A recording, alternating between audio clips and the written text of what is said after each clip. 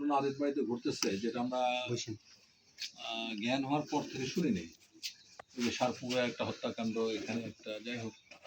তো এই ঘটনাকে কেন্দ্র করে এখানে আইন শৃঙ্খলা পরিস্থিতি নিয়ন্ত্রণের বাইরে চলে যায়, এটাও টের পাইছেন। তোমরা এত কঠিন কিছু বুঝবেন না, কিন্তু কথা হলো যে যারা এখানে আসছিল, প্রশাসনের সাথে তাদের কিছু সমস্যা হয়, অনেকে গাড়ি ভাঙচুর করে।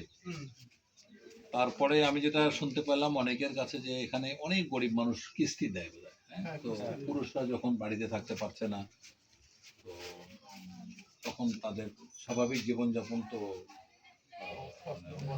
কঠিন হয়ে যাচ্ছে।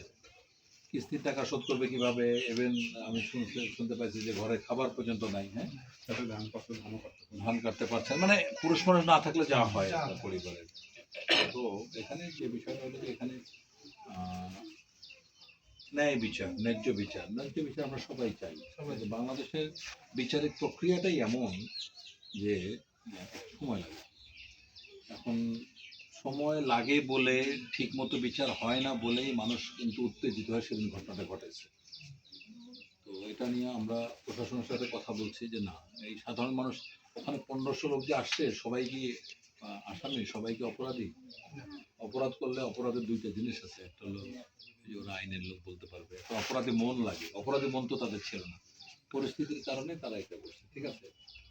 আমরা জনতার দল থেকে, যে আমাদের কেন্দ্রীয় আইনজীবীর সভাপতি আছেন, মানে এই অ্যাডভোকেট,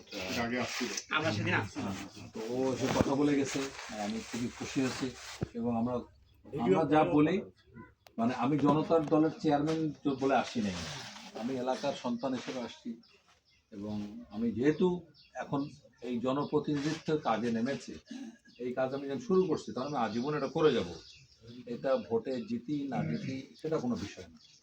যখন আমি দেখতে পেলাম যে বেলাবাড়িতে একটা ঘটনা ঘটছে, প্রথম দিন বুঝে উঠতেই দেখি দ্বিতীয় দিনে বড় ঘটনা ঘটে গেল। তারপরে আমি একটা বার্তা দিলাম, দেখলাম যে বার্তা দিয়েও মানুষের মানে রোষ কমানো যাচ্ছে না। পরে আমি ভিডিও বার্তা দিলাম, এবং আমি এই কারণে যে আমি কিন্তু এই 15-20 দিন হলো এলাকা পেয়ে গেছি, আবার এই ঘটনার কারণে আমি কিন্তু আসলাম। আসার পরে ভাবলাম যেটা আপনাদের সাথে কথা বলি। এখানে 2-3টা মেসেজ আমরা সর্বোত্তভাবে আইনগতভাবে তোমাদেরকে সহযোগিতা করবো, যা লাগে।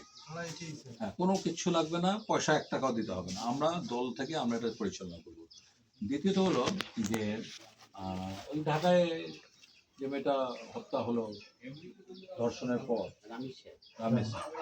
রামেশ্বর ওখানে প্রধানমন্ত্রী গেল, বিচার কিন্তু তাড়াতাড়ি হয়ে গেল, কিন্তু বাস্তবায়ন কিন্তু কবে হবে কোনো গ্যারান্টি হবে না, ঠিক আছে। আমরা এখন 2-3টা জিনিস করবো। এক হলো যে তোমাদের পরিবারের প্রতি নিরাপত্তা সংক্রান্ত যে বিষয়গুলি, সেটা আমরা নিশ্চিত করব। আইনগত যে সহযোগিতা, সেটা আমাদের লয়ার করবে, হ্যাঁ।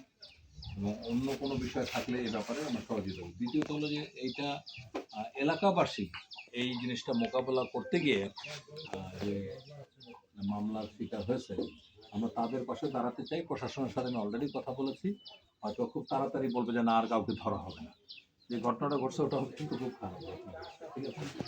তো যা হারাইছেন এটা তো আমরা পোষায় দিতে পারবো না, কিন্তু আপনাদের পাশে আমরা থাকবো। যে কোনো ধরনের সহযোগিতা, আমাদের এখানে জনতার দলের যে এখানে ভেলাবাড়ি ইউনিয়নের নেতৃত্ব আছেন, ওই যে তালেব সাহেব, ডক্টর মুকুল কই